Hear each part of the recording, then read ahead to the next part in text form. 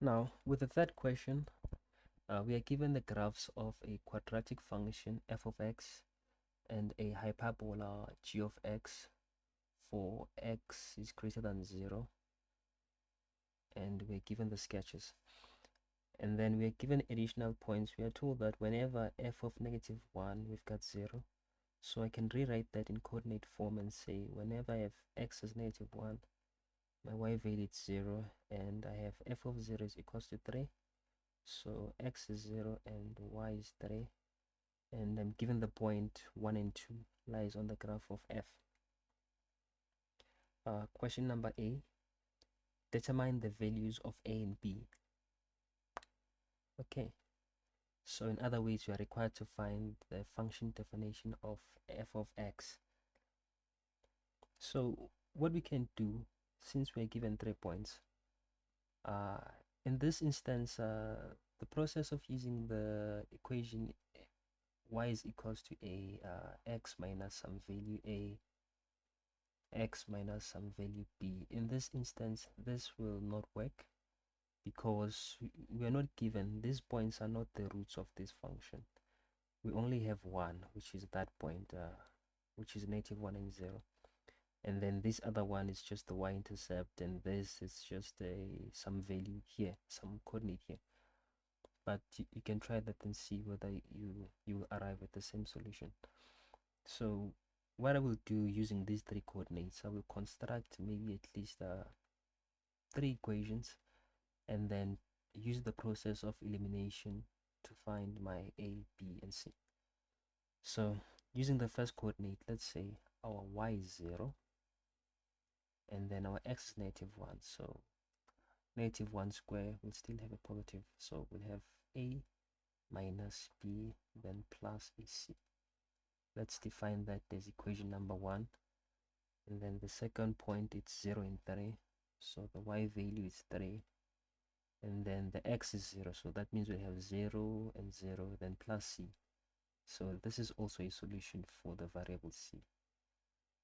And then the last point, 1 and 2, our y value is 2, x is 1, so we'll have a plus b plus c, and we already know what c is, so c is 3. I'll just go ahead and say 3 and then simplify this. The sum of a and b gives me -1, and this will be equation number 2.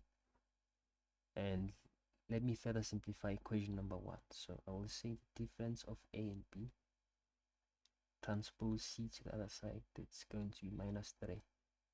This is equation number 1. Now from here we can just use elimination. I will say equation 2 plus equation 1, so that I eliminate my b's and I'll only remain with a. So 2 plus 1 will have a plus a, which is 2a, and then minus, no, rather plus b plus minus b, that's a 0, -1 plus -3, that's a -4. And then solving for a is equals to a -2. So we have a and c.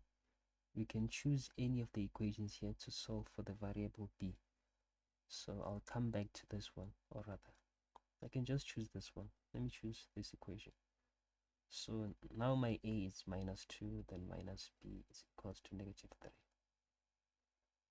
So minus b, and then we'll have -1. So that means the value of b is just the value 1. So now we have the function definition of f of x, that is defined by -2x squared plus b, then plus 3.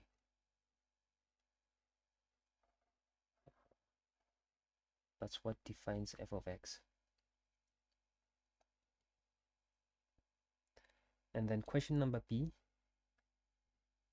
determine the values of x for which the gradient of f of x is decreasing. So we're required to find at which values of x do we have the gradient of this function less than 0. So, and what defines the gradient of a parabola function? it's the first derivative that tells us the gradient of a parabola. And we are asked at which x values is this gradient less than 0. So by inspection, you can just come to your function here. We know that the gradient at this point, the turning point of a parabola, it's always negative, because if ever we were to draft like a tangent here, let's say we have a tangent, and let's call that tangent some y is equals to k. The gradient of this tangent is 0. But the moment you start drawing your tangent to the right of this function here, all of our tangents here will have a negative gradient. So that is what this question is asking, is at which x values do we have our gradients less than 0? So by observing that, you should know that our answer lies from this point going up until positive infinity. But how do we present that in a mathematical form? So we can say, we can find the first gradient of that, which is negative 4x plus 1. And then where do we have the gradients less than 0, or rather decreasing? Yeah, less than 0. So I can say, I can construct an inequality and say less than 0, and then solve for x. So transposing 1, it's going to be negative, and then divide both sides by negative 4. We'll change the inequality sign and say greater than, and then negative divide by negative, we just have a positive quarter. So this is our final solution. So that means from this point we have the value a quarter here, né? And from this point going to that other side, all of our gradients will be less than 0. So that's the answer. Or you can rewrite in interval notation and say, and by the way, a quarter is not included, right? Because a quarter, that's the point there. So you can say a quarter up until a positive infinity. So let's just check whether really a quarter is not included. So you can just take that quarter and substitute into your gradient. Yeah, you will get 0, because negative 4 multiplied by that, it's a negative 1 plus 1, of which the gradient is 0. So yeah, a quarter is not included. So our x value, that's our solution, when x is an element of those.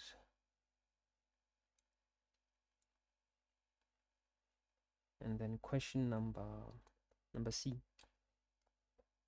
If the graphs of f and g intersect at the point x and negative 3, and the graph of g has a horizontal asymptote at y is equals to negative 2, determine the value of d. What is d? Oh, so okay, we're required to find the definition of g of x, the hyperbola. And our work has been at least halved by, because we are told what that asymptote is.